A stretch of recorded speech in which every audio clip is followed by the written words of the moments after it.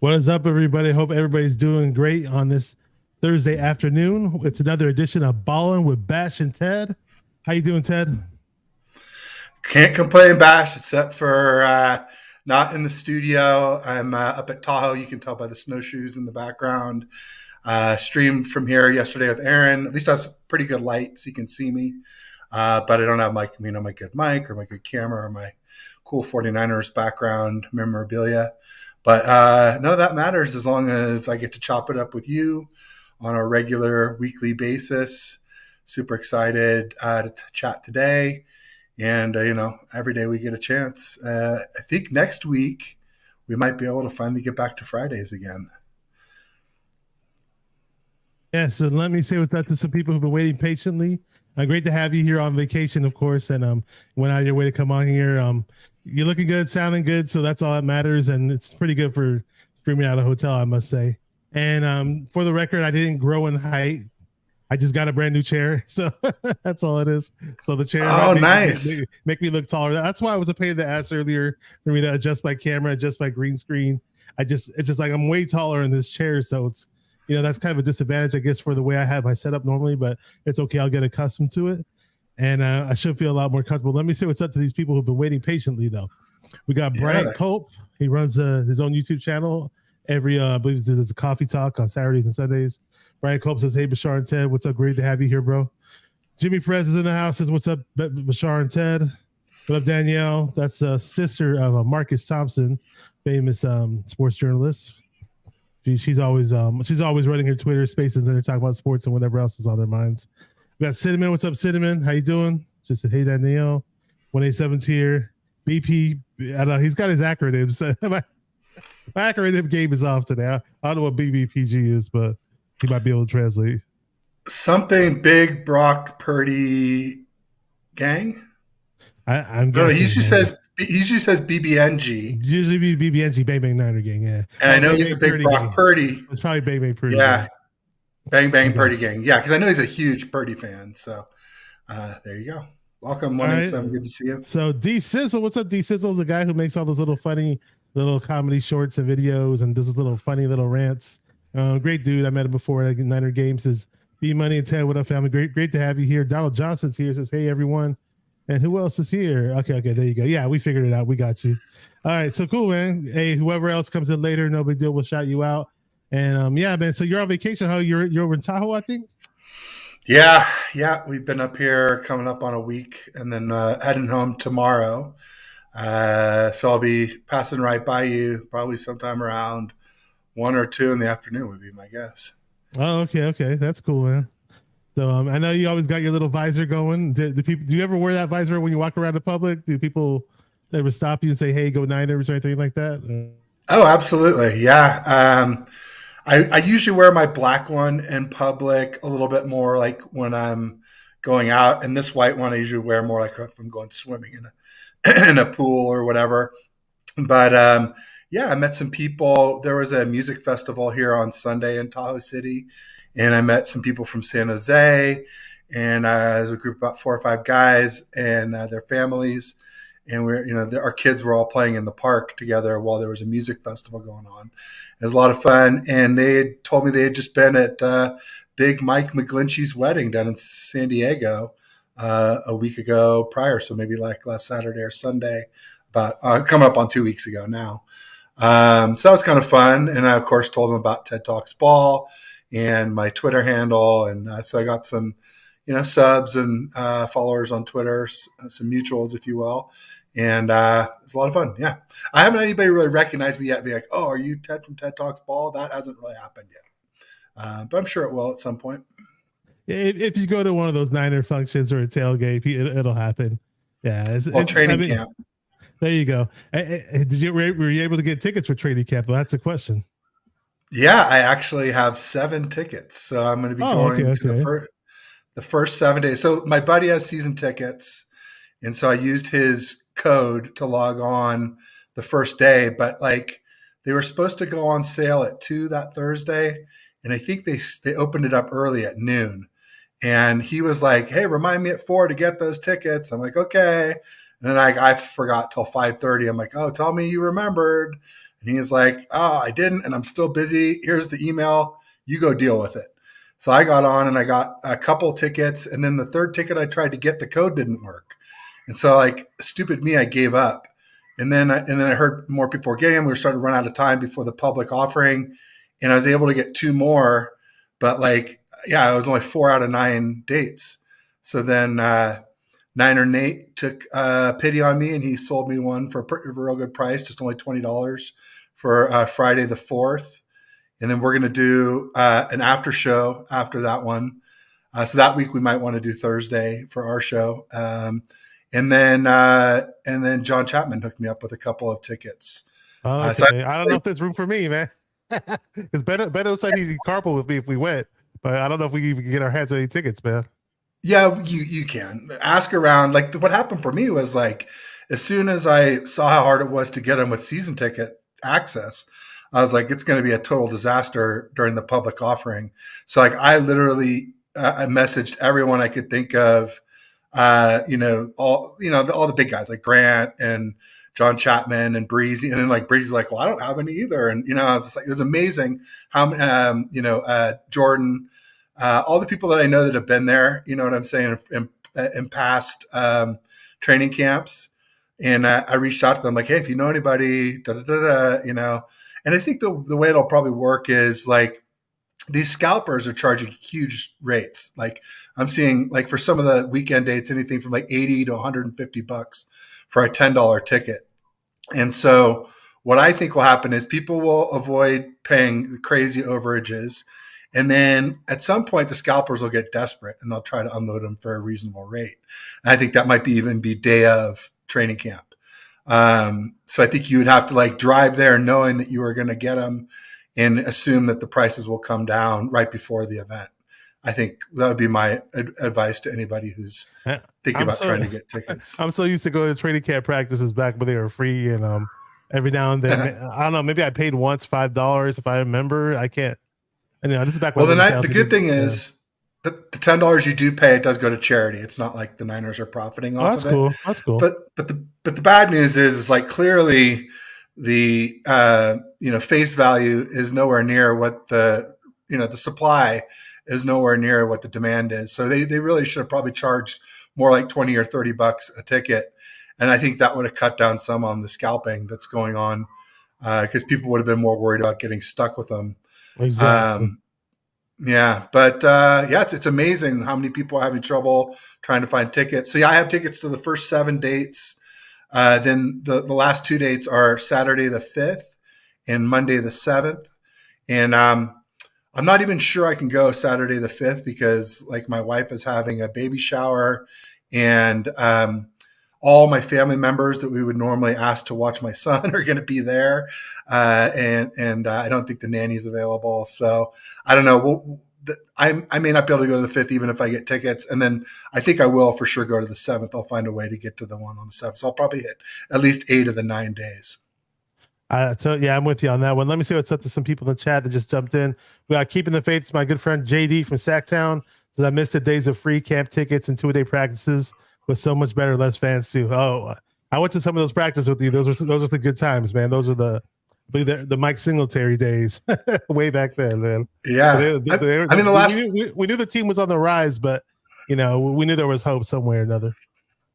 Yeah, and last time I went was 2017 when Shanny and Lynch took over, and I remember watching Matt Barclay and CJ Beathard and Kittle and all those new guys on the team.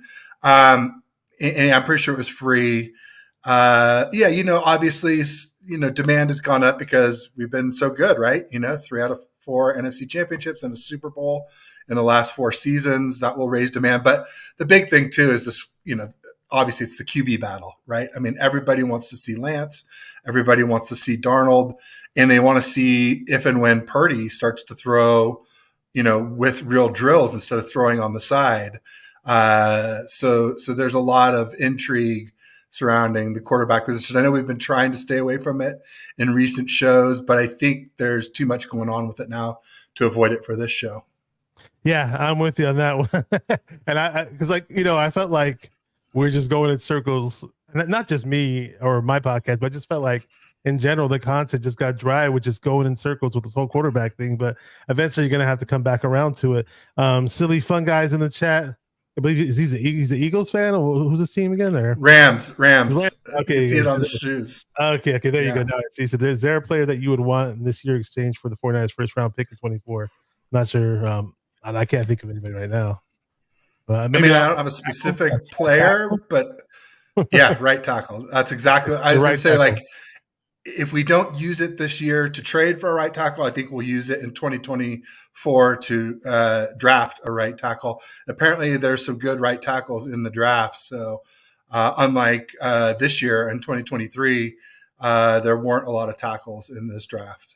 I noticed that, and I was pretty bummed out that we didn't get one. There was DeJuan Jones, who was available in the third round, and that was one guy who I really had my eyes on. I thought he wouldn't be available when we picked, but apparently people were saying that he wasn't a Shanahan type player, and therefore he didn't fit his scheme. He's kind of more like Trent Brown. Trent Brown. Yeah. I think he was tipping the scales at 385 is what they were saying, and that doesn't fly with Shanahan. Not athletic enough for the zone scheme run blocking. Actually, who was it? Brad Graham from the SF Niners put up a recent pic of Aaron Banks, and it was just showing how much he's leaned down, he's slimmed down, and looks leaner. And the Niners, their strength coaches, they do a good job of getting these offensive linemen not only leaner but stronger. So he looks primed and ready, and I'm really excited. So I'm excited for. I'm excited for all those interior guys. I think, Aaron Banks, I expect to make a pretty good jump. I think Brendel should have at least a little bump. And like Burford might be the biggest riser of all of them because they said he gained about 13 pounds of muscle. We'll see if he can hold down the right guard without platooning. But luckily, if we do need a platoon, I think Feliciano, some people think he might be better than Brunskill at filling in there. Feliciano, he's not a bad player, man. He's not. And they say he's mean, which I like. Kind of like. Yep. And they say the same thing about. McKivitz. That was his reputation coming out of college. He was mean, kind of a nasty guy, not dirty, but definitely tough. And it's interesting. You mentioned Brad Graham. I don't know if you saw, but he had a big milestone. His channel just hit 70,000 subs. So. One day he'll catch up to us, but till then, 70K isn't done. He's doing his thing, man. Hey, shout out to also Raj from that RSF 49ers because he was one of the first guys who saw Burford in person, and he just kept going on and on how he looks hella yoked and hella ripped and all that, and he was already big, but he just looks even bigger now. So it's exciting to hear about these young players that are taking their game seriously and they want to up their game to the next level, even if they do have success in their second year or rookie year, so to speak.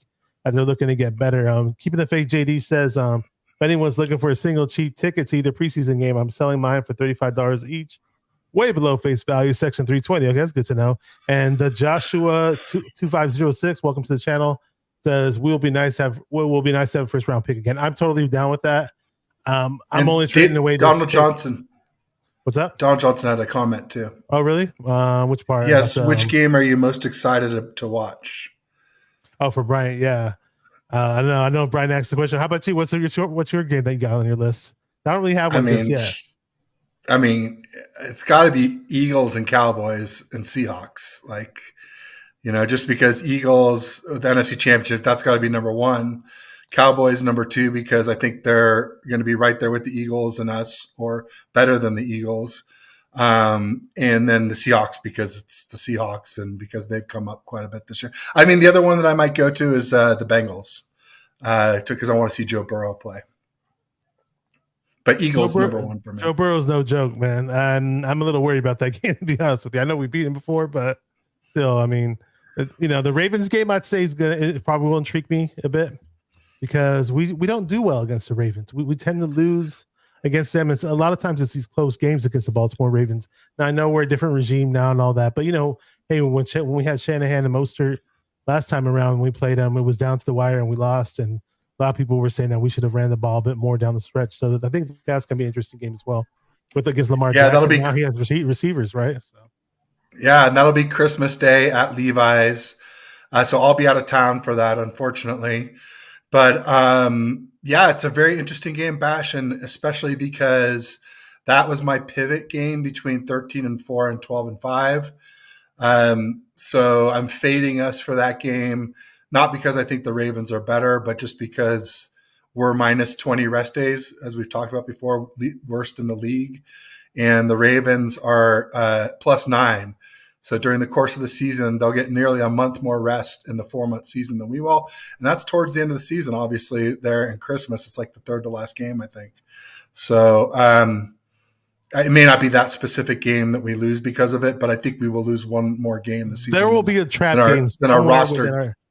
There'll be a trap game somewhere in our schedule. It's always always. There's always one. No matter how good we are. That you expect to win that creeps up on you. And then also real quick, we were talking about milestones. I mentioned Brad Graham, another one I would like to call out. Even though he and I have had some beef recently, we started to get past it a little bit when I posted a couple clips from Larry from Grant Cohn's show, the Cohn and Kruger show. And he just surpassed 20K subs. So congrats. Oh, he did. Okay. I was on his it's a big milestone. Chat. Yeah, I was on his channel the other day, just watching from the chat, and he was talking about how he was close to 20K subs, and it was good. Yeah. I was just telling people, hey man, let's get into 20K subs. It's cool. Yeah, we're fortunate to have a guy like, Larry Kruger did a lot for Bay Area Radio with him and Gary Radnich, and we are fortunate to have him as part of our YouTube community. And he's been generous enough to collab with a lot of his content creators as well. Let's not forget that. Yeah. So there's a couple interesting clips that I clipped from that show. One of them where Larry was saying that he feels like we have, like if we either have 2 franchise QBs or no franchise QBs, that was the scenario. It wasn't like, oh, well, we can pick one of them. It's either all or nothing. He was saying all. He thought that Purdy and Lance could both be franchise QBs, maybe not right this second, but in the future. That we could have 2 franchise QBs on the team. And the other clip I clipped was where he projected the Niners 2023 QB depth chart, and he put Purdy 1, Lance 2. And then the kind of surprise was he put Brandon Allen at 3 and Sam Darnold shipped for picks. 6 cent Sammy, I like to call him, shipped for picks. So that was kind of interesting stuff. And so like I asked them for permission before I posted the clip. And I was just sort of like, hey, Larry, I just want you to know this isn't like a gotcha. I really liked your takes. And, obviously, like, I'm probably not your most favorite person right now. And he was really cool. He's like, hey, it's sports and, no worries. And, it sounded like he wouldn't mind shaking my hand when we go to training camp and whatnot. So hopefully, I said in one of my videos, I'd be happy to move on. And so I made good on that. Honestly, the reason why I brought up going to training camp, Niner Sickness is here. I mentioned you earlier, bro, because you said something about carpooling to training camp, and the hardest part is trying to get tickets. So Beto was here, says forget about Han Solo, it's all about Luke Skywalker, baby. We're going to touch on that. We got that. Did you see my tweet on that, Bash? I did. I did see your tweet. Okay, because it was regards to Steve. But anyway, if you're not ready to get there yet, we'll get there. We'll get there. And Kenny's here. What's up, Kenny? Says we got the #1 defense. Good to have you. I know my boy Dan's in the chat. I didn't forget you at all. Repping in the 209, Dan Castillo, really good friend of mine. Really, really nice to have you guys here. And 187 says Larry's a legend. Yeah, Larry does excellent work. He does. He's worked in the NFL. He's been on radio for God knows how long, and now he's part of the YouTube community. And he's a part-timer right now in 95.7 The Game. The Joshua 2506 did say this, and I want to cover it. Said it'll be nice to have a first-round pick again. I'm not too keen on trading away first rounders because we haven't had one in quite some time. So unless the deal is there and it's going to take us over the top, put us over the top, however you want to say it, I'll take it. But if there are like really good offensive linemen coming out in this first round, I haven't scouted this year's draft, the upcoming draft yet, because it's way too early for me to do so. But I'll take your word for it. I would love to get a really, really nice tackle, but who knows? Maybe McKivitz is the guy. And if it's not a tackle, it could also be, the Vaughn. What's his name? I'm blanking on his name. The Rams defensive end that they picked up in the Super Bowl here. Von Miller? Von Miller. Thank you. Okay. I kept wanting to say Von Johnson. Yeah. It could be our version of Von Miller.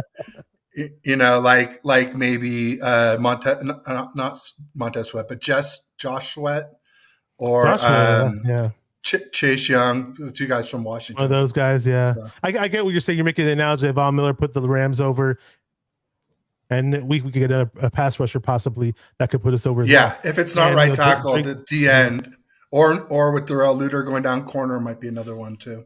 Yeah, that's so interesting. Let's start with that because the rookies did show up. They didn't necessarily have anything open to the media, to the public, so to speak. But the one headlight that flashed on us was it let me down. It said Darrell Luter to the PUP list. What's going on here? They didn't even specify what the injury was or what he has going on. It's just weird that they're doing that. Yeah, well, it's because they don't have to specify. So Kyle, he's gonna tell you as little as he possibly has to, as late as he possibly has to. So it could be, that they want to, injury redshirt him for his rookie season, and then let him come in because really Breezy. Anyway, I heard him saying he thought Luter being a press man guy, that sounds a lot like Charvarius Ward. So maybe they're looking for him to replace Charvarius Ward in 2024. And so maybe they're just trying to hide him on IR. And I think you start with PUP right now and then move him to IR later if you wanted to do that. But I don't know. We'll see. I understand what Breezy's coming from in terms of preparing for the future. But if you're on PUP, I mean, you're not going to be able to practice, right? I mean, you have to sit in the training room or are you really allowed to practice? Yeah, you can attend meetings. You can do pretty much everything but practice and team drills and stuff like that. So you can still lift and still attend meetings and stuff like that. The thing is about this preseason PUP, it's different than during the season, right? During the season, it's a minimum of 6 games that you miss. Right now, he may not even miss 6 practices. It could be something super minor, and he might be back by training camp. We don't even know. Hope so, because I heard a lot of good things about him during the OTAs and mini camps, and some people were kind of Go ahead. I was going to say it could be just to get him out of rookie mini camp for all we know. Yeah, I'm not sure what. Yeah, they were trying to say that he might push Lenore. I'm like, whoa, really? Like they saw those kind of flashes early on. Like it sounded like he was going to be a good death piece right off the bat. So who knows? He still may be, but like you said, it's not the same as the regular season PUP. I forget who I heard say that. Maybe it was Breezy who said that too. I do not think. Shout out to Breezy. I don't think Luter is going to. There's somebody else, and now I'm blanking on who it was. I've definitely been catching a few podcasts while I've been on vacation, and I just don't see any rookie coming in and unseating Lenore. If you remember, Lenore as a rookie, he got eaten alive by the Eagles. And I believe it was the Green Bay game. Hurts that bomb. Yeah, and the Green Bay game too. He gave up 2 TDs, and I think he was the one covering on the last catch that set up the game-winning field goal by Crosby when they only had like 37 seconds to move down the field. I mean, these rookie cornerbacks, regardless of how good they are in their careers, a lot of the great ones, even they struggled early on in their rookie year, and when Lenore was going through the growing pains, so to speak. I wasn't sitting there panicking because I still saw a lot of good in Diamador Lenore, so to speak. So he looked good in the playoffs too last year, right? So I mean, I like the kid a lot, and I threw in Luter's name it just sounded like there's like really good depth in that position. Let me see what's up to Jess from East Coast Red and Gold Faithful Red and Gold podcast. She says faithful. I believe they're gonna have Spencer Burford on today at 5 p.m. Pacific. At 5. So that's what we were just talking about him earlier. It's really huge. Really nice to get him on. Great get, Jess. Great guess. ECRG team. That's great. There you go. I'd love to. I got to check them out more. I watched one of their more recent shows, and I've definitely got to check them out more. And I'm going to have Jess on next week, actually, on next Thursday. So that's going to be a lot of fun. And Niner Sickness Podcast, Beto says, do not sleep on Samuel Womack playing on the outside. I love Womack. I liked him a lot last year.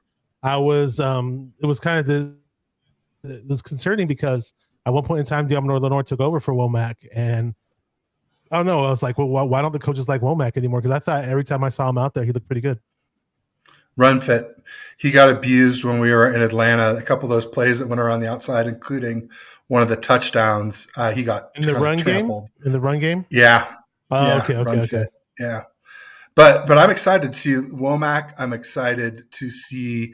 Is the guy's name McKenzie, the rookie undrafted kid who's the kick returner or punt returner? The cornerback that I like, and it's his name. John Chapman did not like it when I brought his name up on his tweet, because John Chapman asked, who is it? Who is it in training camp that besides the quarterbacks that you're really looking forward to surprise everybody? And I just thought in the back of my head, Deshaun Jameson. I believe he's from Texas. That's the guy's name, Jameson. That's it. Yeah, Deshaun Jameson, Somehow I was getting not McKenzie Antoine in my Jameson. head. They used to. I don't know why you're Yeah. saying McKenzie. You had me tripping for, but what'd you say, punt returner or kick returner? I knew who you were talking about. I believe he played for Texas Longhorns, if I'm not mistaken. And when you watch his film, especially in the return game, my eyes got so big watching this guy. Like, whoa, this kid is electric. Even Larry Krueger himself also says that he reminds him of Deion Sanders when he returns in the return game. And even as a cornerback, he's not a big cornerback; he's a smaller cornerback, but he does have a nose for the ball. He was a playmaker, has excellent ball skills. But according to John Chapman watched a lot of film, and he was trying to say that he has he's a guy who gives up a lot of big plays. So I guess he's a gambler. So he's got to work his way up and try to find a way to make it on the roster. Maybe with better coaching, he can possibly. We got Wilkes in there as our DC. He's a secondary guru, so who knows, man? But he's one of the guys who I had my eye on. And John Chapman was telling me, he responded when I dropped his name. John Chapman said, "What is wrong with you?" LOL. And I'll be, hey, I loved what I saw in the kid as a returner. If he can find a way to make it as a cornerback and to get on that team some way, somehow, we'll see. Was that after OTAs and minicamp or before? I was when John Chapman responded to me. You mean that was yesterday? Yeah, it was yesterday. Oh, interesting. Okay, because there was a lot of excitement about him in camp, and I'm just thinking maybe they liked him more than they liked Luter, and they're just like, and maybe Luter has nothing to do with this hiding him stuff. Maybe it's just he's just injured. So maybe I should stop guessing on that. It's just we have so little data, information to go off with that. But yeah. Jameson's something a lot of people are excited about him. It's not just you, Bash, so don't feel bad. And and then Ambry Thomas. When Lenore was getting burned early in 2021. I was thinking Ambry Thomas was going to be the guy out of that class.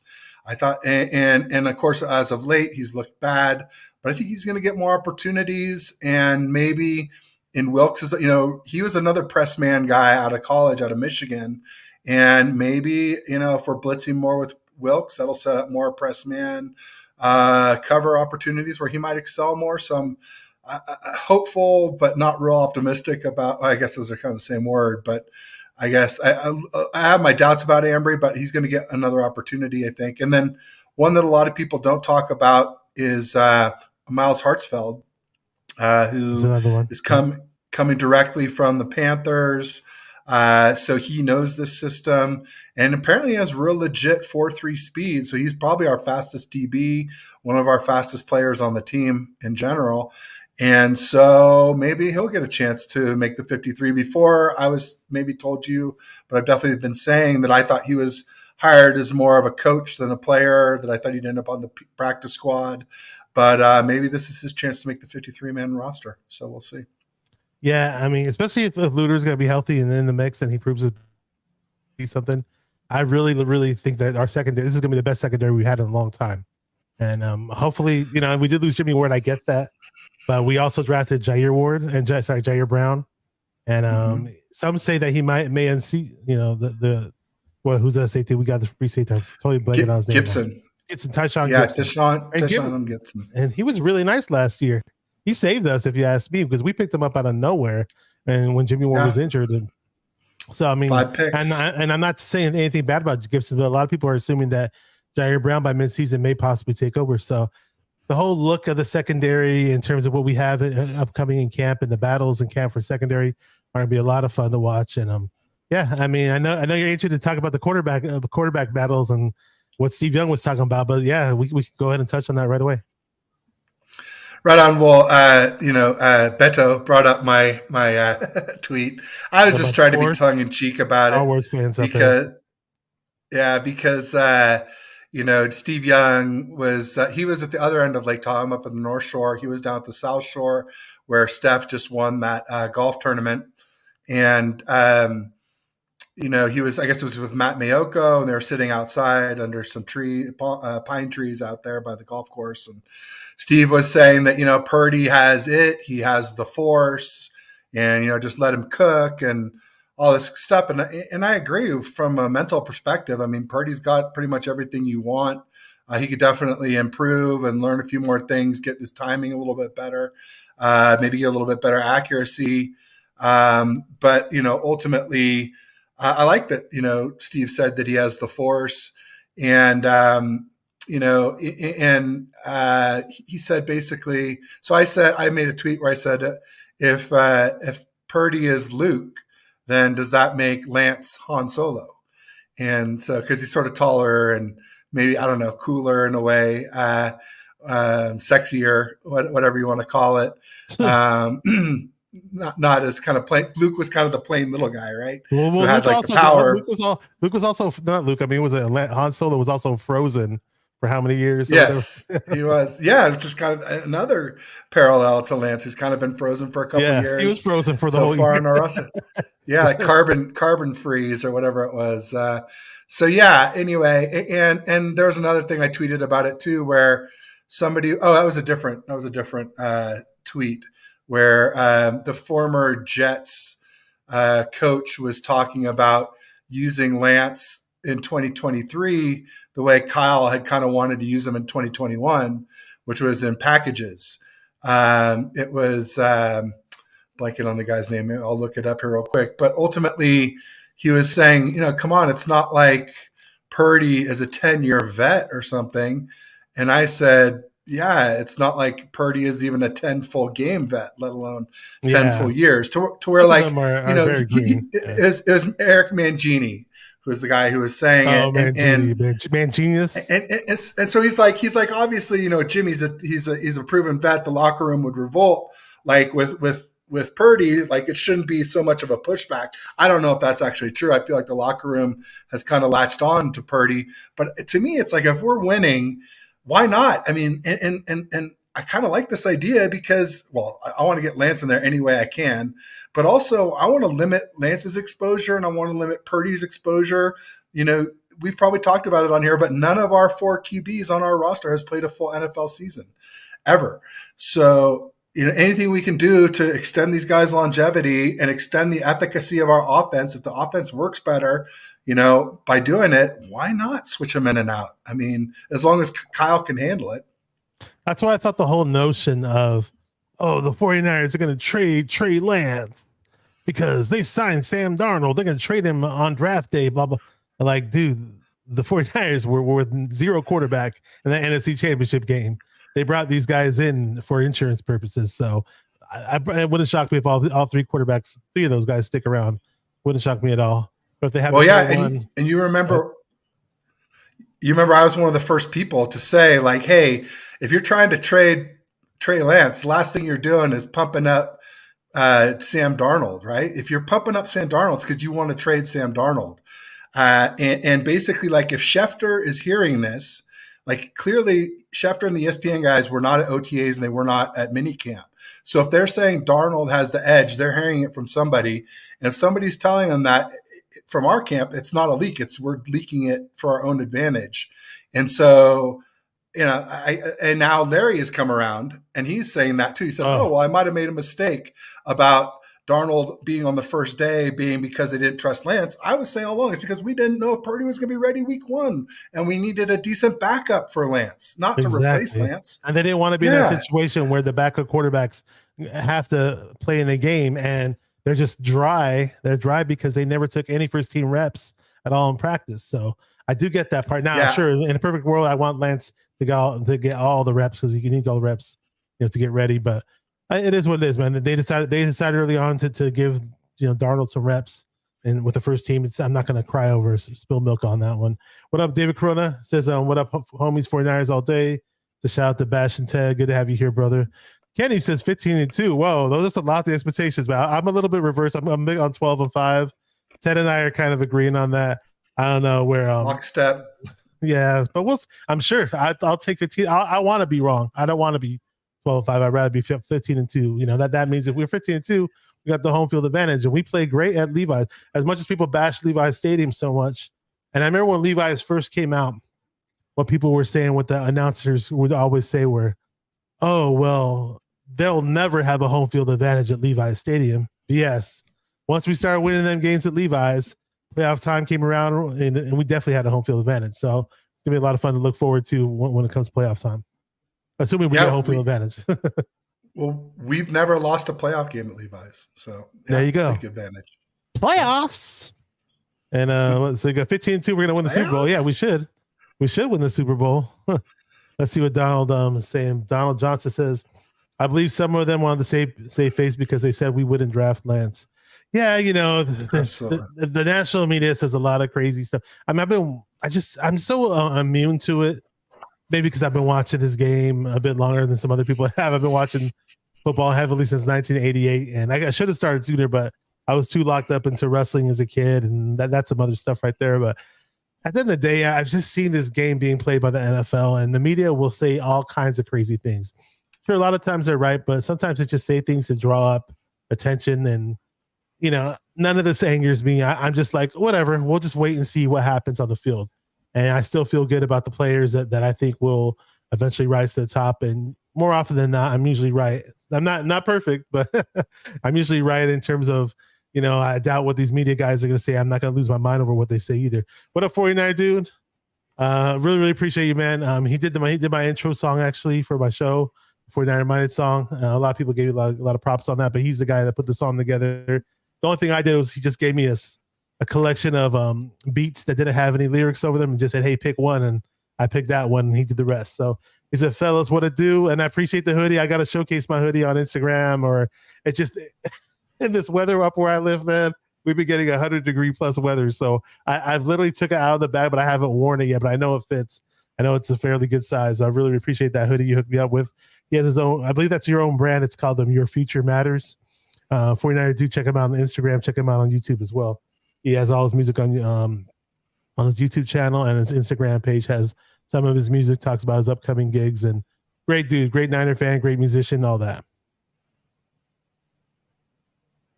And back to Larry Krueger, though, because remember, I noticed this with Larry Krueger because at one point Larry Krueger was campaigning thinking that we were going to trade Lance. And a lot of people got mad at Larry Krueger and they took it personal. I didn't take it personal. I'm just like, okay, whatever. He has his own opinion. Opinions are opinions. And, football and sports, we can all have different opinions. Now, you and I may not butt heads so much, but I have had different opinions with other people on podcasts, and it is what it is, man. But I know Larry, Larry heard a lot of stuff about Christensen working with Trey Lance, Patrick Mahomes as quarterback coach. And Larry saw it firsthand in minicamps at OTAs. He saw an improved Trey Lance, and he's went out of his way to say that. He's actually to the point now saying that Trey Lance looks like a franchise quarterback. So what do you think about all this? I mean, he looks like he can be a franchise quarterback. Yeah, I mean, when I posted up those videos, those clips from the show, from the Conan Kruger show, some people were saying like, oh, Larry, he hates Lance, and he wanted him to be traded. I'm like, well, that's not exactly what happened. Larry said he was reading the tea leaves and he believed that Lance would be traded, but he made it pretty clear all along that he thought that was a mistake. He didn't and doesn't think that Lance will overtake Purdy by week 1, but he thinks it's going to be a battle, especially if Purdy's not ready week 1, which is possible. Like Steve Young said he doesn't think Purdy will be ready 100% by week 1, but maybe he might still play if he's 90%, was another thing that Steve Young said. So, and then I had, both doctors that I had on my show said that they didn't think Purdy would be ready week 1. Dr. Jesse Morse, the fantasy doctor, said that he thought it was unlikely that Purdy would be ready by week 1. And Dr. Nirav Pandya, from UCSF and 95.7 The Game, said he thought the soonest that Purdy would be ready would be week 3. So, it's interesting stuff. I mean, I think Larry has come around on his thinking. I think arguments by people like us who have been steadily in the Lance camp the whole time have maybe started to sink in. And like I said, he saw it in OTAs and minicamp. He was one of the ones that I paid a lot of attention to because he was kind of thought of as a Lance hater at that time.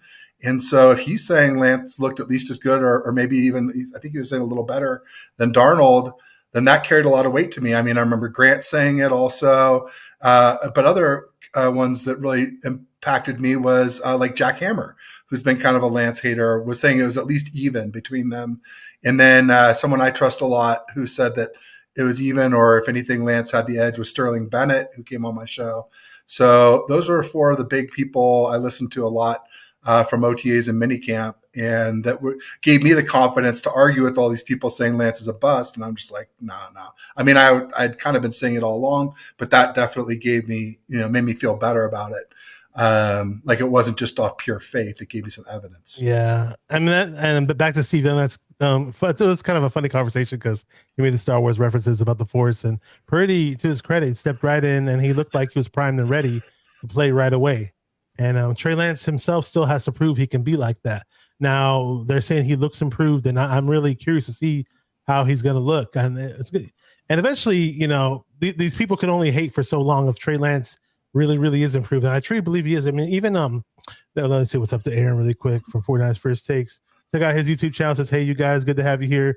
Aaron's repping the 49ers up in Rochester, New York.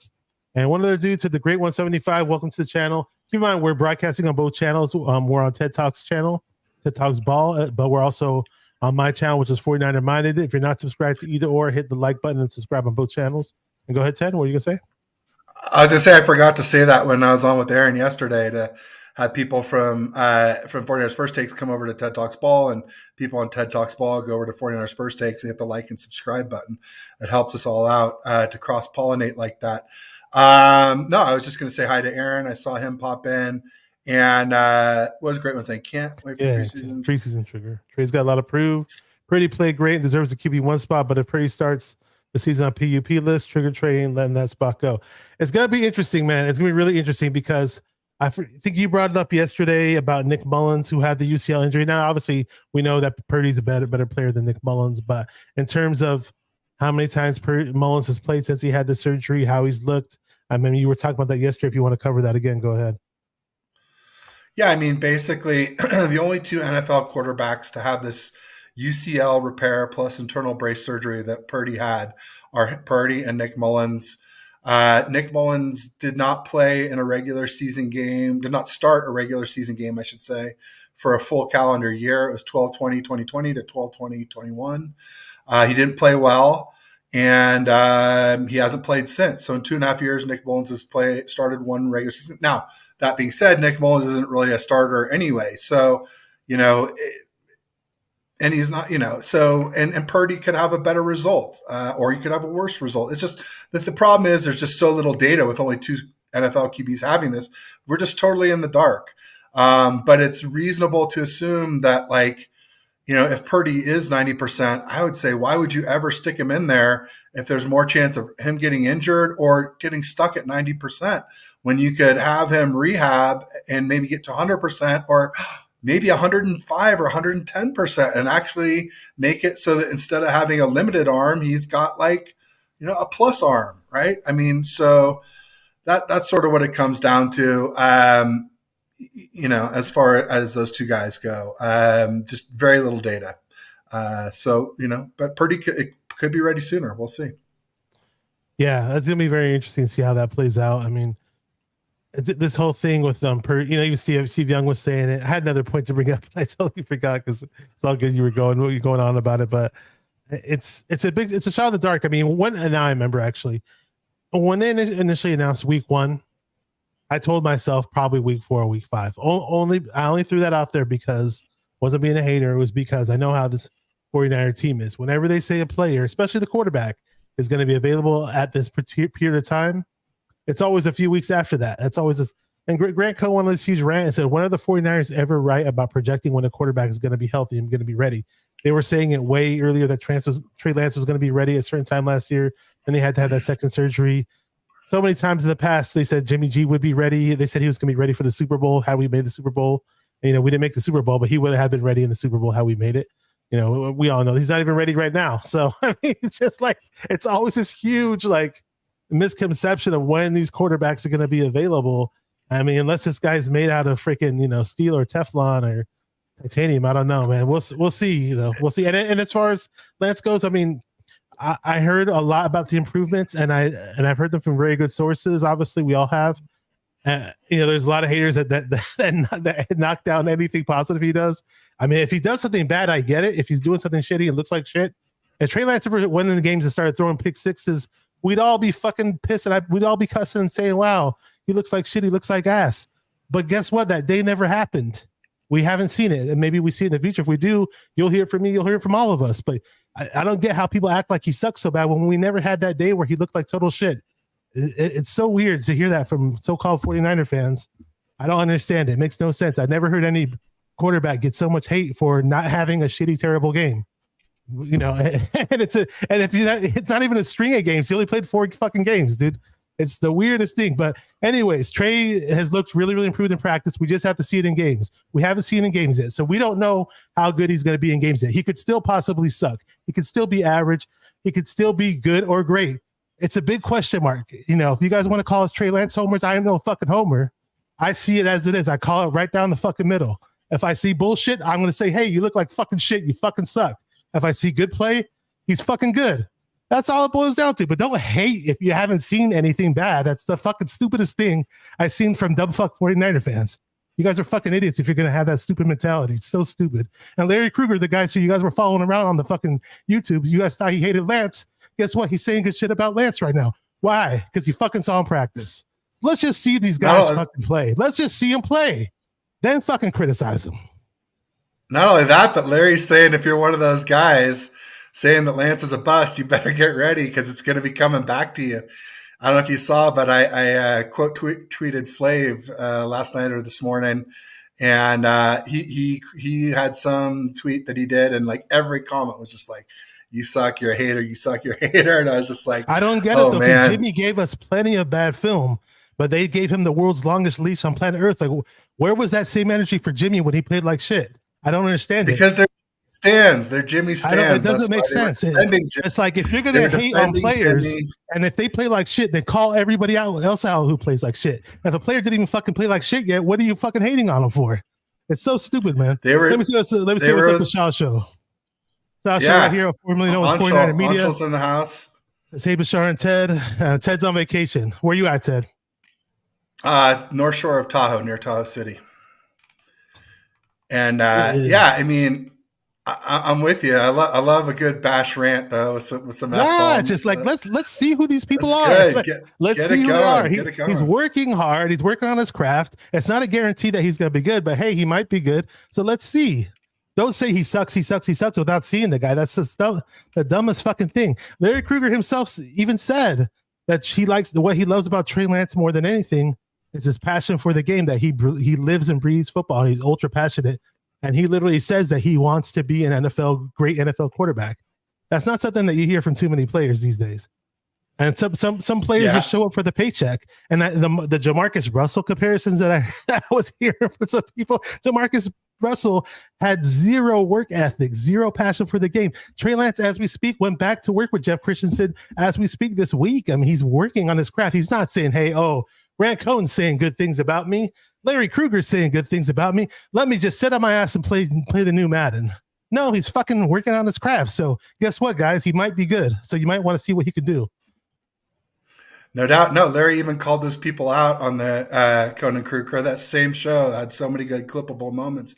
And one of them where he was saying, basically, if you're calling Lance a bust off of this, small limited work and with limited weapons without CMC and barely any Kittle, then you're probably going to get ready for a lot of your tweets to come back at you. And I'm just thinking, yeah, I got the list. I got it already. and one of the big guys – and one of the big guys on that list was Flav, and he was talking about how Flav was trying to compare himself to Alex Smith, and everybody's like, "Dude, you're nothing like him. You're a hater. You're an idiot." All this stuff, and so I quote tweeted his tweet, and I said, "Looks like Flav." Oh, because he was saying that he was mad that people were calling him a casual, and it's like, don't be a casual, and you won't be called a casual. It's pretty simple. Where there's smoke, there's fire. Where there's smoke, there's fire. Nobody woke up one day. Nobody woke up one day and said, "Oh wow, I'm gonna call this guy a hater. I'm gonna think that this guy might be racist." Nobody woke up out of their bed and created that and pinned the tail on the donkey on that person. That person did it themselves, man. Like, he totally did. And so like I tweeted his tweet and I said, looks like Flav the Casual's 15 minutes of fame are up.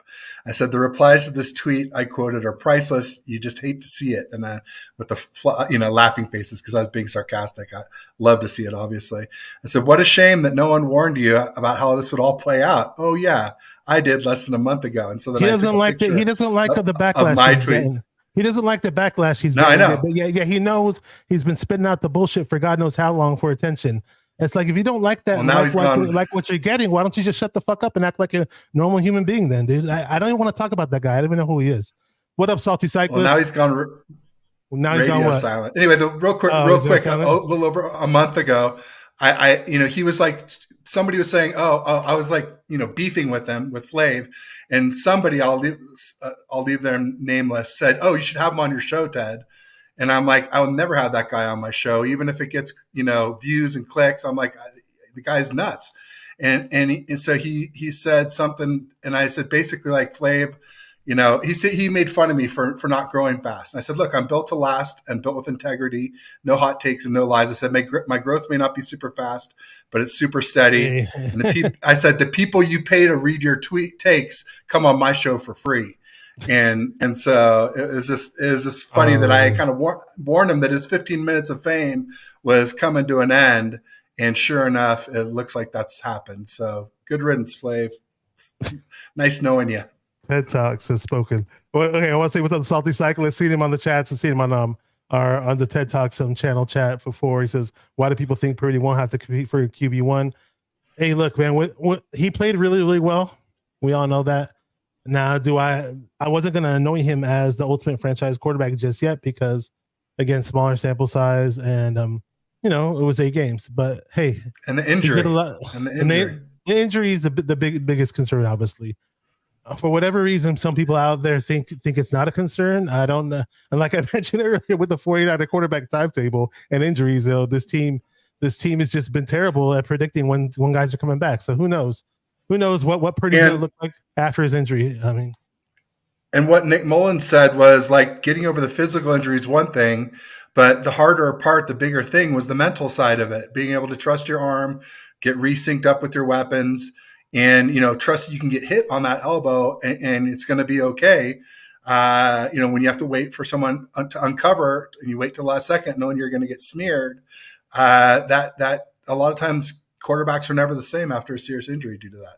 I mean, so Salty Cyclist says it's ridiculous to think they'll hand him QB1. So if he comes back, if he's this miracle player that certain people think he'll be, where he just steps into camp with very little preparation and starts rifling his arm and connecting to all his receivers and looking like he did in the games last year.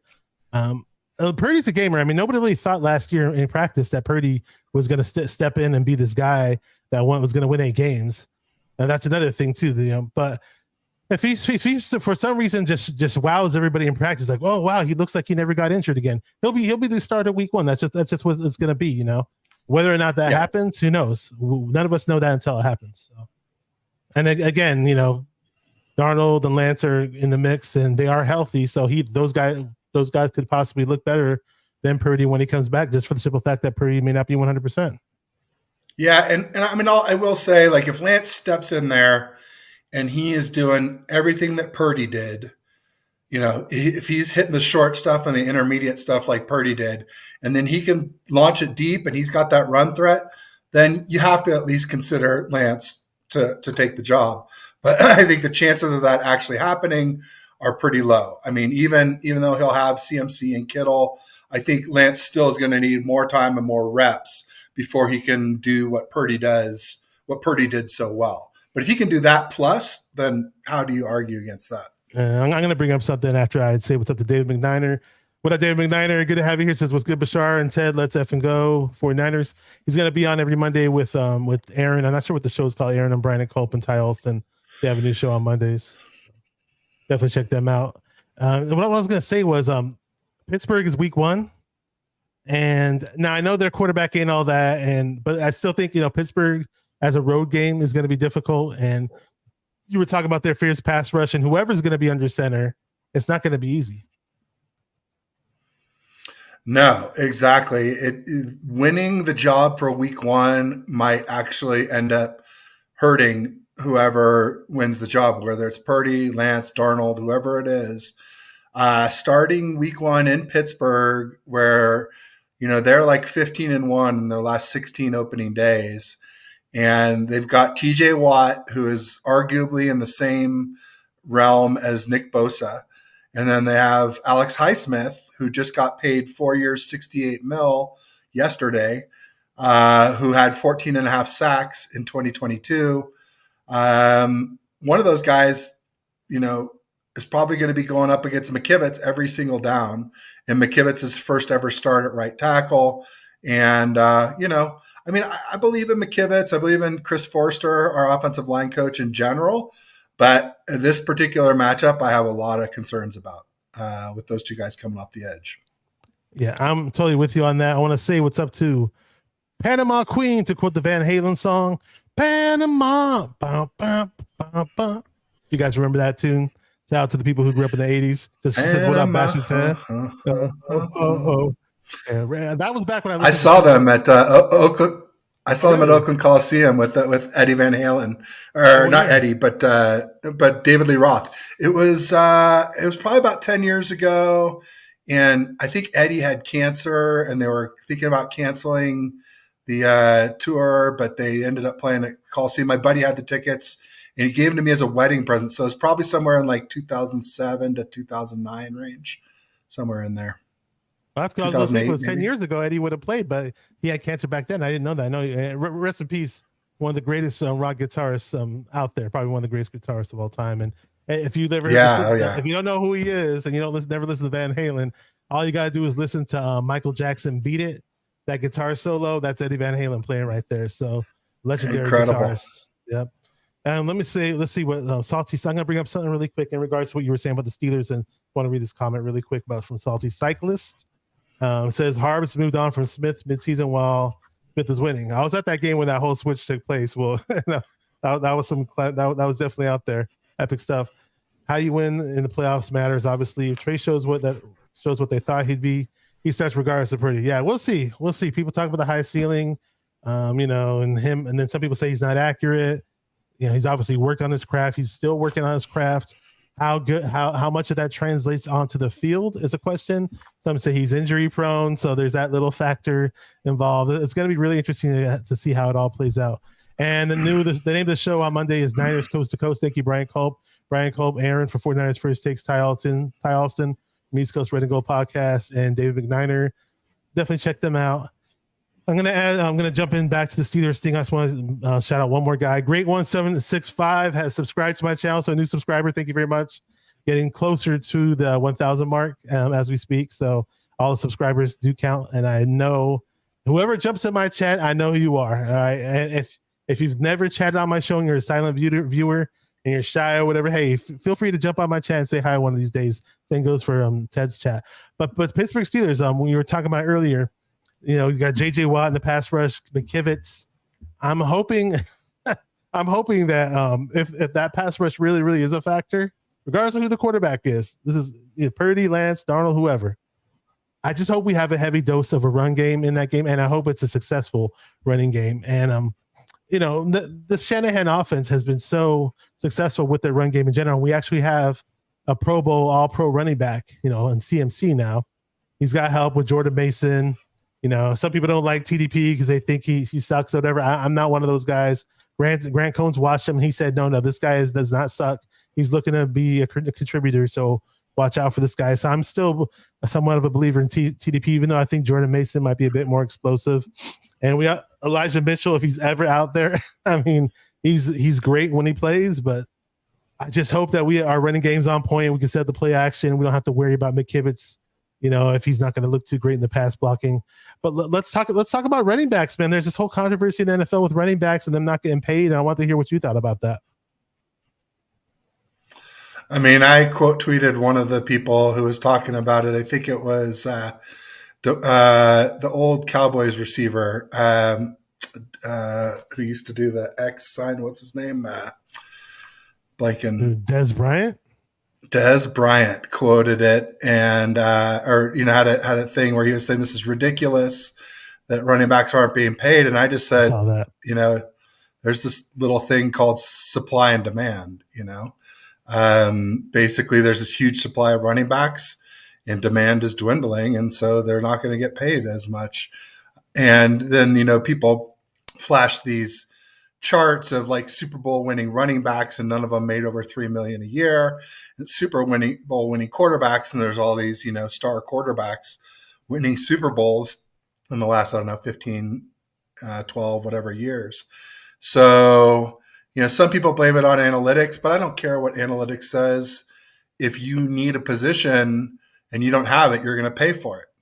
And if you can replace one of these guys with somebody at a cheaper price, you're going to do that. So, and I think there was another person did a tweet of like Justin Tucker, the kicker, is more valuable than, I think it's maybe Beerly Sports. I'm going to be on with them next Tuesday night. And they did something about like, Justin Tucker is more valuable, the kicker for the Ravens is more valuable than any running back in the NFL. I'm like, did you see us go 12-0 with CMC? Exactly. But I'm like, no team in 2022 no, went 12-0. No kicker has that much value. I'm No, sorry. not like that.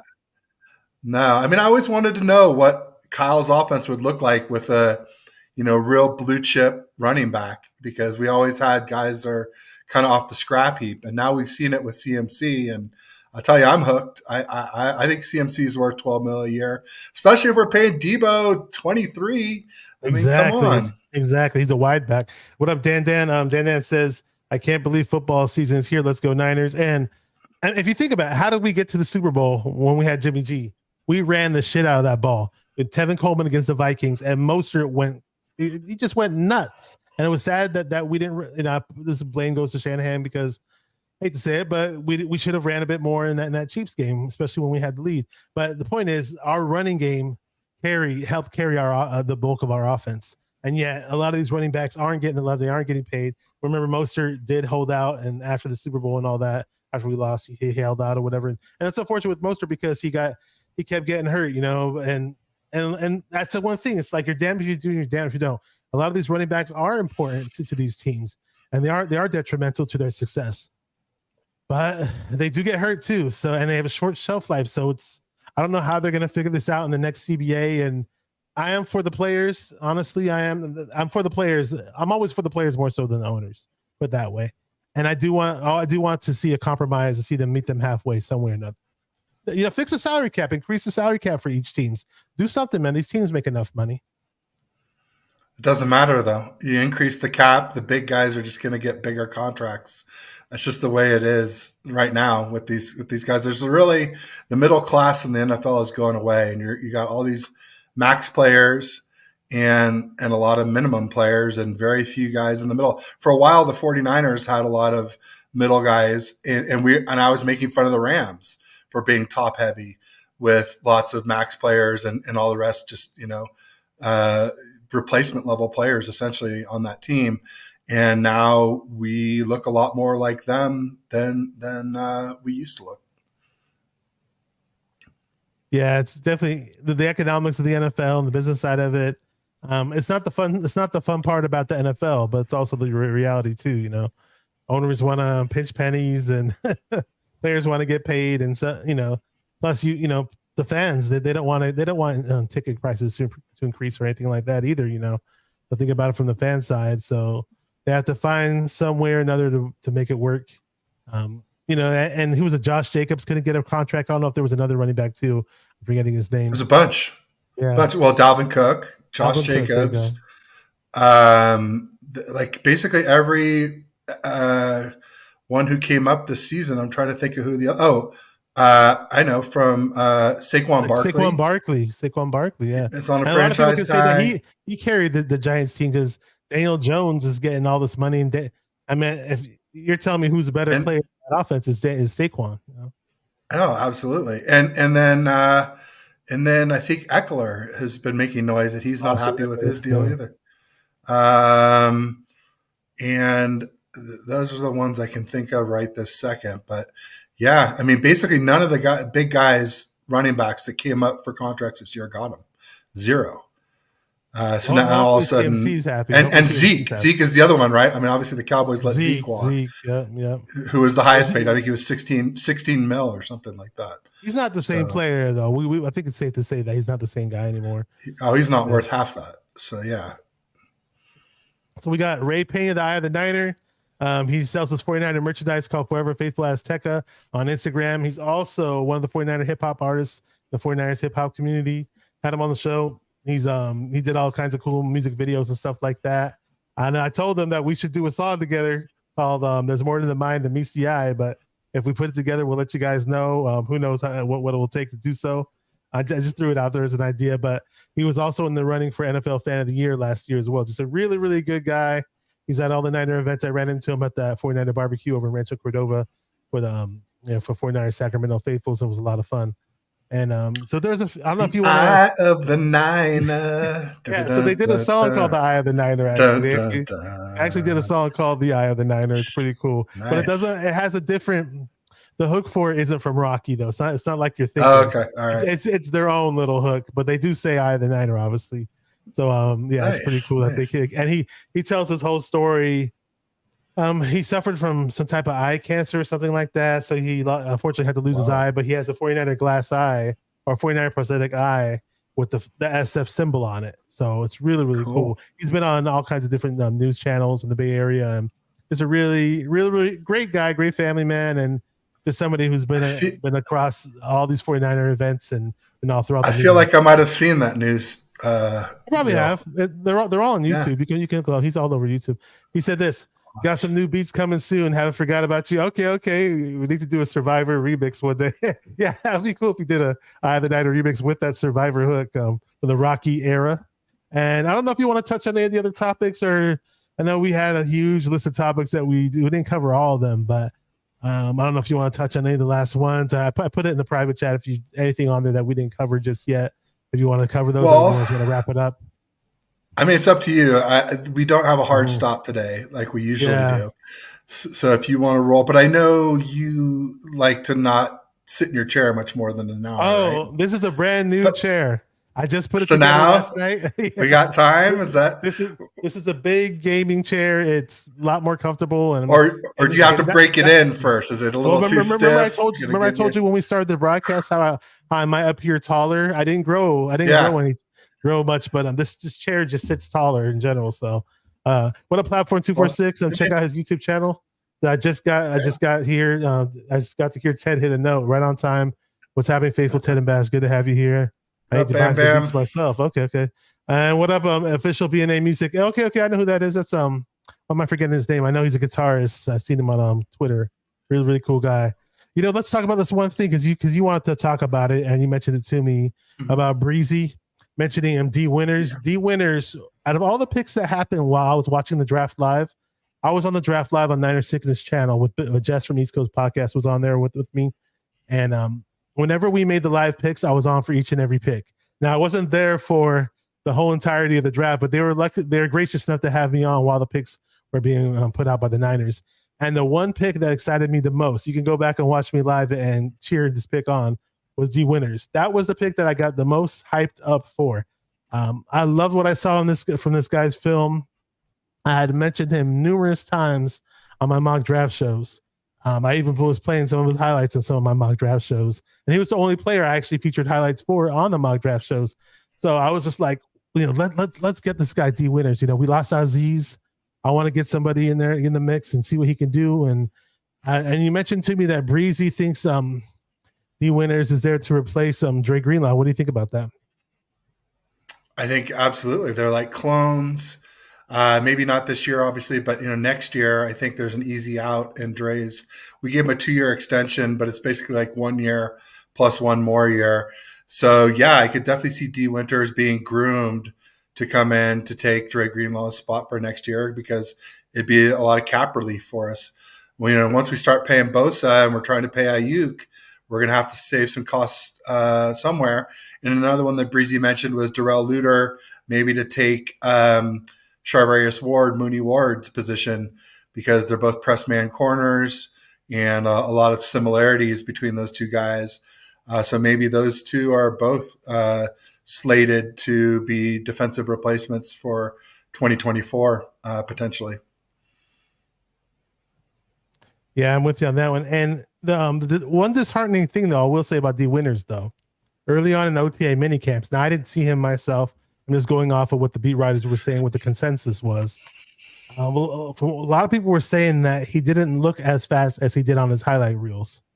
And maybe the guy is not a practice player. Maybe he's just a gamer and he's just lethargic in practice. Some people work off adrenaline in certain different ways. He may supposedly he may have gotten a little chubbier and he wasn't as lean as he was in his playing shape or whatever.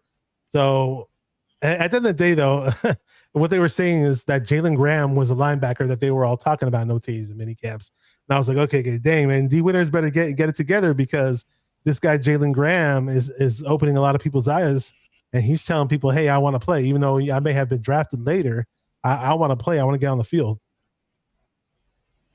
Yeah, no.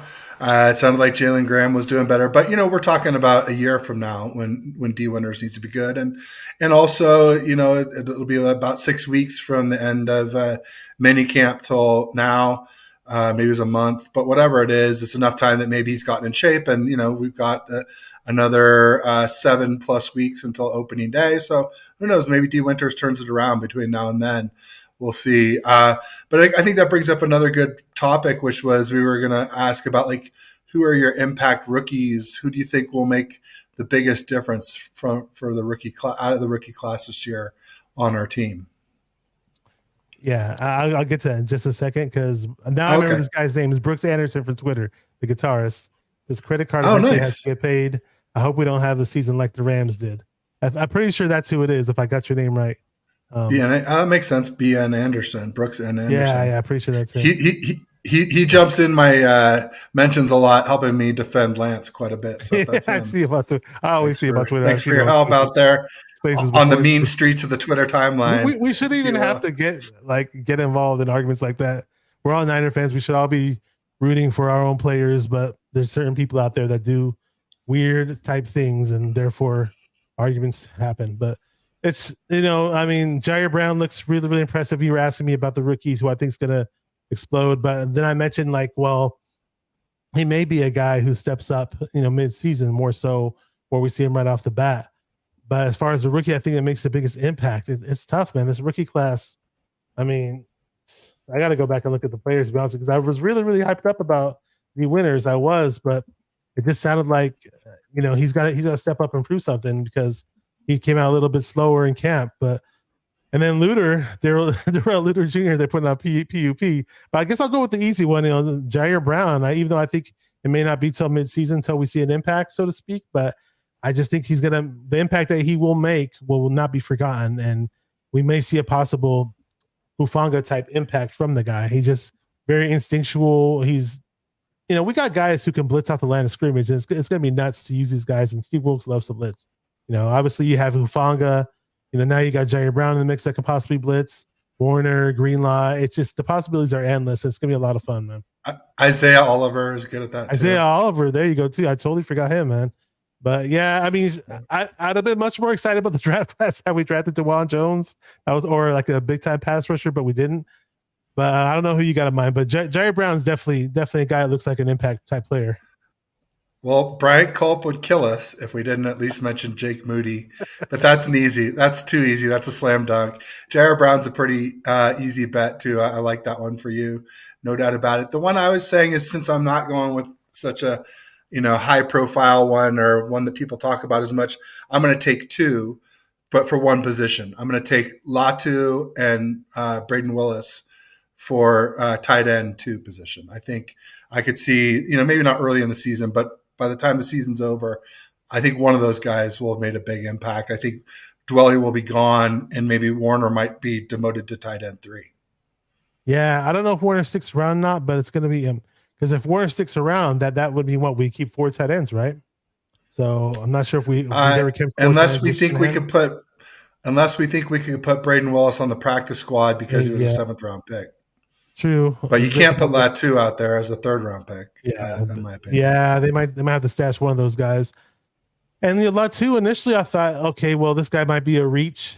When we drafted him, I was like, oh, weren't there some other tight ends that were out there looking a bit better? But during OTAs and mini camps, they just said he, size wise, he looked way bigger than all the other tight ends, including Kittle. And he at one point he had some play where he stretched the field and caught some big pass in OTAs and mini camps. They said he looked faster than what his 40 time had perceived. So I'm not ready to write Latu off or say he's a reach, and maybe he's going to be out there and looks like he belongs. And Braden Willis, we heard a lot of good things about him. Different type of player, not built like your classic tight end, but kind of almost like a gadgety type Kyle Shanahan, Delaney Walker. If that's a little bit of throwback type of name, type tight end where he's a run after the catch type of guy. But I hear Braden Willis was a pretty good blocker too. So it looks like hopefully these guys can unseat Warner and Dwelly, but we'll see, man. Yeah, and to circle back on the Pittsburgh theme, so for the Pittsburgh theme would be, one of my heartbreaks during the draft when we picked Ji'Ayir Brown. I was happy with the pick until 6 picks later, the Steelers picked Darnell Washington out of Georgia, the big tight end, the 6'8" tight end who made that blocking sled just look like child's play, and he made this one-handed grab during the combine. And I just thought he looked like with some refinement, he had the tools to kind of be like Gronk 2.0 maybe or something crazy like that. There was a 6'7" tight end that I really liked. I forgot, from Old Dominion. I forgot his name, but I kept hooting and hollering about him. I said his name so many times. Wasn't Kuntz, was it? Kuntz, Zach Kuntz. That was one guy who I wanted. Kuntz? Yeah, it was just a 6'7" guy. The hurdler. 4.5, 640, and it'd be like, but we didn't get those guys. At the end of the day, that's one thing I hate about the whole draft. And you study all these players, and you get your heart set on certain players, but then you have to take a step back from reality and be like, take a step back and be like, hey, guess what? There's a 90% chance that we're not going to draft any of these guys that you fall in love with. So just deal with it if they draft whoever else. Well, maybe what happens is we roll into Pittsburgh, and Latu helps McKivitz to contain T.J. Watt and Alex Highsmith. There you go. And that either frees up Kittle so he can go pass some catches, or maybe Latu catches a pass himself or two in the game and ends up looking better than Darnell Washington. I know it's only one game of their career and they'll probably play for many, many years, but nothing would make me happier than to see Latu outperform Darnell Washington week 1 in Pittsburgh. So, hey, it could happen. I don't think it's likely. Okay. So Rick Diaz in the house says, gentlemen, I got my big flag on the 49ers in my yard. Okay, cool. He's got a big 49er flag. And actually, I have 2 49er flags that are in my garage. One, I hung up one of them, and the other one I still need to hang up. I was going to have it as my backdrop, but the problem is where I film these streams in my room, it just has a closet that blocks off where I could actually hang up a flag. So therefore I do with the green screen, but it's always cool to have 49er flags. And somebody asked a question, said, do you live in the Bay Area? Not sure if that was for Ted or for me, but I don't live in the Bay Area. I grew up in the Bay Area. I lived in the East Bay. I used to live in San Jose as well. Currently over in the North Bay and Roseville. So, and it's super hot out here, but yeah, I'm right in the Mid Peninsula, like right in between San Francisco and San Jose, basically, about 20 minutes north of Santa Clara. I'm 10 minutes from Sierra College, where the 49ers held their training camps for all 5 Super Bowls. And I don't know how they did it because it's super hot up here, especially the summertime. So shout out to those Niner teams maybe that's why they won the Super Bowls, because the heat was just so crazy during training camp that, the regular season was easy for them. I don't know. But yeah, Sierra College has another claim to fame. Brandon Ayuk. That's right. Brandon Ayuk. When he played there, ASU. That was in 2017, I believe, and that was when I first moved here, and I had no idea who Brandon Ayuk was back then, because I didn't see anything on the local news that said, "Hey, Sierra College has a standout wide receiver, and check out this guy. He's going to be going to Arizona State."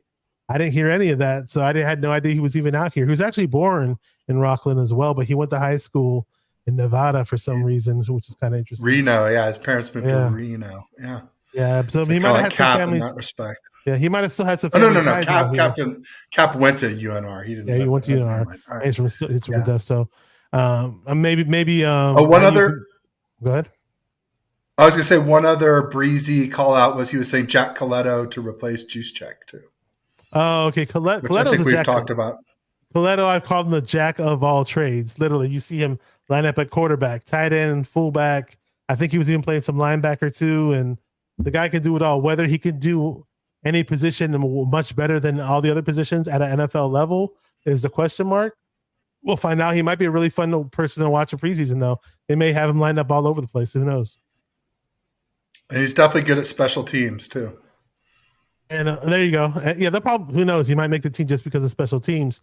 And Juszczyk actually brought up something in the interview. I didn't want to jump back to the quarterbacks, but just really quick, he did defend the fact that he was on with Haberman and Middlecoff, and he stuck his neck out and said that, I saw you guys trying to draw up some scenario or some narrative that we don't like Trey Lance because we took a picture of us hanging out at a Warriors game and Lance just he just wasn't there, somebody, these guys have busy lives. Doesn't mean just because he's not at the Warriors game that they're not friends or whatever. But he stuck his neck out and said that we don't dislike the guy, we like him, we love him, or whatever. So. Oh no, I saw it. It was really funny, and Juszczyk called out Guy Haberman for it, and Guy's like, "It's something more like what John Middlecoff would say," and John was like, I think Guy Haberman denied it twice. Basically, they had their foot to their mouth. They were acting like they didn't say it. No, Middlecoff said no. He was pretty cool about it. He was like, "That sounds like something I might say." They didn't say I said it, but he said it, and it was funny as hell. Great, it was a great. Yeah. I'm surprised he even brought that up. Now, he didn't have to bring that up, but somehow or another he did bring that up. He was basically saying, "Yeah, we really like Trey, but who cares? I don't want him to be liked. I want him to be respected. I want him to get a chance to play. The like stuff, the nice guy. I've had enough of that. I mean, that's I'm a big Trey Lance, stan if you want. Obviously, I really like Purdy too, but I like Lance a little bit better. But my one thing I've said and probably said to you is, I wonder if he isn't too nice. Quarterbacks have to kind of have that kill or be killed mentality, and tear your throat out type of mentality, and pull your heart out while it's still beating, and that's what I hope Lance can develop, because I think he needs to be a little bit tougher, a little bit meaner, a little bit harder, if you will. Exactly. Brian Kolb says he's 5 minutes away from UOP, University of Pacific in Stockton, where the 49ers did hold their summer camps at one point. This is where we didn't win a Super Bowl for 29 years, moved back. Hey, that'd be cool if they had the training camps in Rockland. I could just drive 10 minutes and I'll be right there. I don't mind that at all. BNA Music and Brooks Anderson said, this is too funny.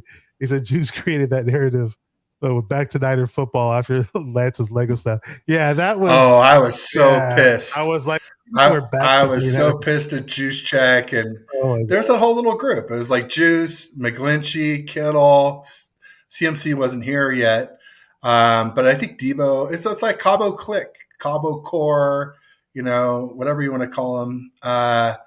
The Cabo crew. I was so mad when he said that. Now we're back to 49ers football, because I was like, Jimmy is a step down from Lance, or at least what Lance could be fairly quickly. So what if we just went on this amazing win streak and like Lance was the quarterback, and then all of a sudden Lance in the press conference goes, "Oh, we're back to 49er football." That would be so good. You say he doesn't have that. See, that's the kind of you want to see that though. You want to see that swagger. Yeah, the receipts, a little bit harder. That's exactly what I'm talking about. Toughen up a little, Trey. Give some venom, man. Give some fire. Like, let's see that. Let's see a fight, man. I want to see more of a fight from him. I think Juszczyk also on and off the field. I forgot why he brought up. It was just something I noticed in the interview. It was kind of funny though. It did make me laugh though, because I'll be honest, I kind of thought Juice kind of gets way too much praise sometimes, because people out there say he's the best fullback in the NFL, but like for me, it's like it's by default. I mean, there's barely any fullbacks in the league. Now when I watched William Floyd at his best, or when I even watched Tom Rathman at his best, I just got way more excited than what I see from Juice. Now Juice does good things; he's a good player, but I don't know. I don't see him as this elite player that should get an elite contract for his position. But he was trying to defend it well. Was like, it's not his fault that there's not that many fullbacks in the league, and he makes the Pro Bowl, and he makes this and he makes that. He gets these accolades, and I don't know. It's just kind of No, funny I that he think brought he's that up. good. I think he's good. You stack him up against any fullback all time, and the catches he makes, the blocks he makes, he's even decent short yardage runner. He's not as good a runner as a lot of fullbacks from the past, but like the catches and routes he runs, the positionless football that Kyle covets so much. I mean, you got it with Juice, you got it with CMC, you got it with Debo, and almost Kittle is almost as versatile as those three guys. He's obviously not going to line up in the backfield and run it very much, but compared to like Brandon Ayuk, who is just more of a pure receiver and an amazing receiver, great separation, amazing player. But those other four guys have a level of versatility that just makes our offense, especially our 21 personnel package, so difficult to defend because you don't know if we're going to run or pass. And that's what Kyle does. He runs. And then all of a sudden you think it's a run and he's passing and guys are wide open. And Kittle talked about that in one of his interviews where Kyle runs plays that he literally knows are not going to work, knowing that it's just setting the defense up for the future where we're going to, gash them with one of these huge home run plays because they fell asleep or they just got lulled to sleep into thinking it was going to be the same thing again. And bam, something totally different happens and it's Juice out on the wheel or Kittle running, wide open down the middle like against the Seahawks or, whatever the case may be. And that's why, we get mad at Kyle for running, Trey Lance, when it was ineffective against the Cards and even the Texans. He was highly ineffective in the first half running the ball. Was ridiculous. The Arizona game was he had a horrible QBR because of all the failed run plays. But like in the Texans game, I don't care what his QBR was. We won 23-7, and we had some really big plays that were probably set up by those ineffective run plays. So end result matters. And so keep that in mind when you want to bash Lance's first half against the Texans. Haters. It's that's so funny that they even brought that up. Like, yeah, we won 23-7. Oh yeah, remember he only played one good half. He had like 100. He had like 148 or 155 passer rating for Christ's sakes. They can it was near perfect, if not perfect. They can spin it they can spin it on a bad note as much as they want it. 23-7 was the final score. So I'll take that any day of the week. I'll take that for if it was a Super Bowl. Okay, go ahead, play it bad. Even if you played it bad first half, guess what? We won the Super Bowl 23-7. I mean, what do you want to do? I mean, you're going to complain about a victory? I mean, it's just so funny, man. People are just really, really silly with that stuff. Especially one we had to have to get into the playoffs that year. If we didn't win that game, we wouldn't have made the playoffs. If he sucks, there would have been no Cowboys game, no frozen Lambeau game, and obviously, I wouldn't have mind not having that NFC Championship game. But to play off that narrative, he's a shitty quarterback and he sucks. Then we should have lost that game and not made it to the playoffs. That's how I look at it. Yeah. Back to Juszczyk.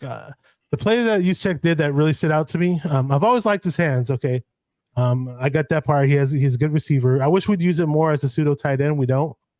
Sometimes I do too. I don't like his running though. You mentioned his running. I never liked his running, but the one time I did like him as far as a runner with the ball in his hands was when he stiff armed the living daylights out of Minkah Fitzpatrick. That he just rocked his world. I wish we'd see more of that, but it was only a one time thing. I guess I don't know. 2019, yeah, that was a great play. Another one I really liked was. When he came in motion and ducked under center and did a QB sneak as a fullback, where you're saving your quarterback from sneaking by juice sneaking instead. Although it seems like after he did it once or twice, like the defenses were aware of it and it never worked again. Whereas like Jimmy was like basically never missed on his sneak other than the Cowboys game when he didn't technically miss. It was just he snapped it before Trent was set after going in motion. But, yeah, Jimmy was really good at QB sneaks. Yeah. Jimmy was really good at QB sneaks. Insane. It remains to be seen whether Purdy or best Lance. Ever, honestly. Maybe Brady's better. Brady's really good at sneaks. Yeah, Purdy or Lance. I don't know how good they're going to be on sneaks. If they play, but Lance might be good. Purdy might be good at sneaks. It's a good thing to have in your arsenal. But with that said, I appreciate everybody in the chat. We got a lot of people up in the chats. Either if you're on TED Talks Balls channel. Go ahead and hit the like and subscribe button on that channel and vice versa on 49er Mind channel, which is this channel. I see both chatters, all types of people having all kinds of crazy conversations in the chat. And I shouted each and every one of you out. I'm pretty sure I didn't leave anybody out, and appreciate everybody who liked and subscribed to the channel. And I'm going to be on back next week. We're going to do this again, I think, on Friday, I believe, right?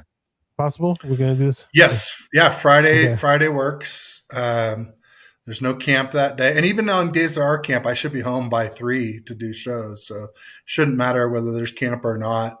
Yeah, let's do next Friday, our usual time, 3 p.m. Yeah. But Friday, the 4th of August, Nate wants to do an after show.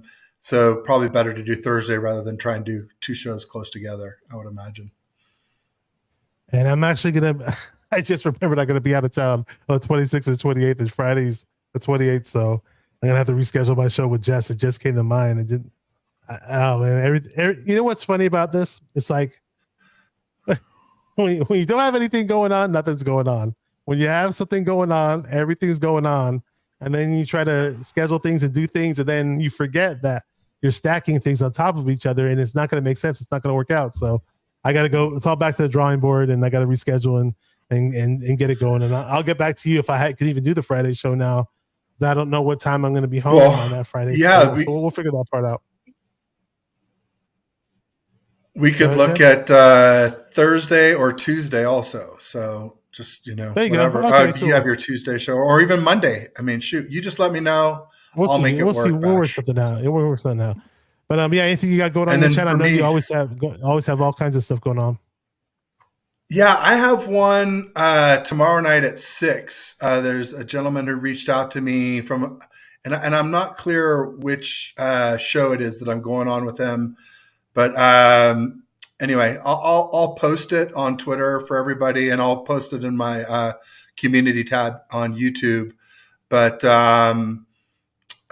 6 p.m. tomorrow evening, on Friday evening, 9 p.m. Eastern, I'll be doing a show there. And then I was saying next Tuesday night at 6:45 Pacific, it'll only be about 20 minutes, but Beerly Sports is having me on as a NFC West expert, supposedly. We'll see. Yeah, next week's going to be a really busy week for me, but training camp does begin. And if I'm lucky, I might be able to stream from my phone one day. I don't know how I'm going to do it.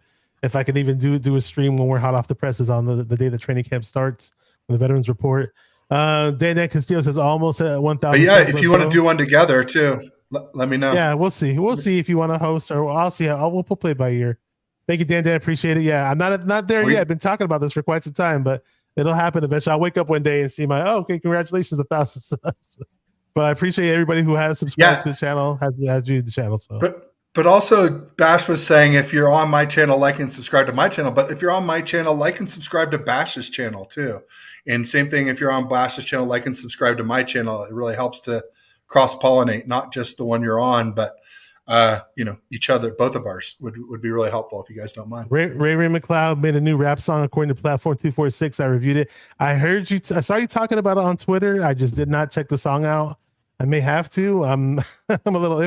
I hope it doesn't sound like any of that Little Uzi stuff that people think is hella good. That new rap that I just can't connect to. But hopefully it sounds better than that, because I don't know, man. There's some people out there that hype up some of this new rap, and it's not for me. That's for sure. But we'll see. I'll check it out. It's just, I know you keep talking about Ray McLeod, this new rap song, and you're disappointed in it. That's gonna be funny. Okay, guys. So yeah, that's pretty much wraps it up, though. I mean, appreciate everybody in the chat again. It's always great to have you on, Ted. You're on vacation, chilling, but you somehow found a way to make it. I don't know if I'm gonna be able to have that luxury.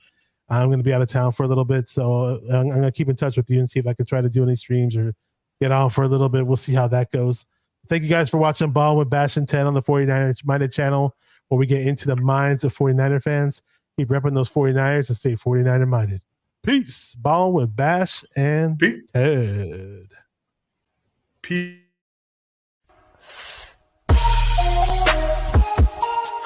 Come on, 49er fans, let's get it. Because it's 49er mind. We gotta do this one time for the Empire. It's 49er mind.